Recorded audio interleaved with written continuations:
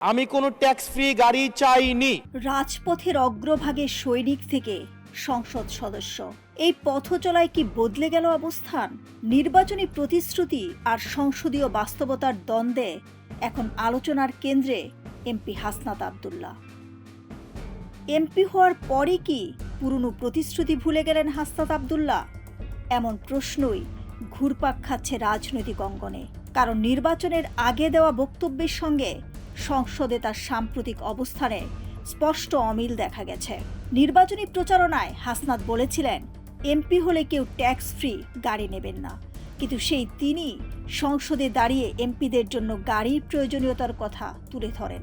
তিনি বলেন ইউএনও ও উপজেলা চেয়ারম্যানদের গাড়ি থাকলেও অনেক সময় এমপিদের ভাড়া করা গাড়িতে চলতে হয়, যা লজ্জার। তার এই বক্তব্য সরকারি ও বিরোধী উভয় দলের সংসদ সদস্যরা টেবিল চাপড়ে সমর্থন জানান। তবে তার বক্তব্যের জবাবে স্বরাষ্ট্রমন্ত্রী সালাউদ্দিন আহমেদ সংসদে ভিন্ন অবস্থান তুলে ধরেন। তিনি বলেন প্রধানমন্ত্রী সংসদ নেতা নির্বাচিত হওয়ার পর নির্দেশনা দিয়েছেন নতুন পার্লামেন্টের কোনো সদস্য ট্যাক্স ফ্রি গাড়ি নেবেন না। জনপ্রত্যাশার প্রতি সম্মান দেখিয়ে বিশেষ সুবিধা থেকে বিরত থাকার কথাও তিনি উল্লেখ করেন। অন্যদিকে বিরোধী দলীয় নেতা সরকারের এই উদ্যোগকে স্বাগত জানালেও বিষয়টিকে একেবারে নাকচ করেননি। তিনি মন্তব্য করেন ছোটদের আবদারে সবসময় না বলতে নেই, যা সংসদে হালকা হাস্যরসের জন্ম দেয়, তবে বিতর্ক থামাতে পারেনি। এই ঘটনার পর থেকেই রাজনৈতিক মহলে প্রশ্ন উঠেছে 11 দলের জোট থেকে নির্বাচিত এমপিরা কি তাদের প্রতিশ্রুতি থেকে সরে আসছেন?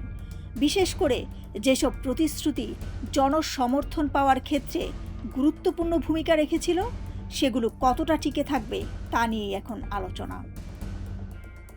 আজ বিকেলে সংসদের প্রথম অধিবেশনে 19তম দিনে পয়েন্ট অফ অর্ডারে দাঁড়িয়ে হাসনাত আব্দুল্লাহ পরিষ্কার করেন প্রতিশ্রুতিতে নড়চড় হয়নি। ট্যাক্স ফ্রি গাড়ি আমরা নেব না, প্লট সুবিধাটি আমরা নেব না।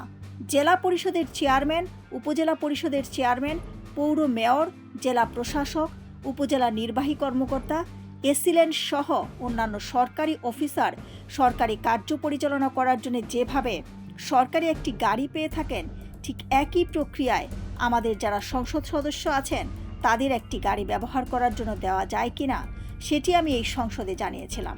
তিনি বলেন সরকারি মালিকানাধীন একটি গাড়ি যতদিন পর্যন্ত এমপি থাকবেন ঠিক ততদিন ব্যবহার করবেন এবং সেটির জন্য এক্সট্রা খরচও লাগবে না। আমাদের এই সংসদ সদস্যের ইতিমধ্যে 70,000 টাকা গাড়ি মেনটেন্স করার জন্য দেওয়া হয়, কিন্তু আমাদের গাড়ি নেই। দিলরুবা খান, ডেস্ক রিপোর্ট, সোনালী নিউজ।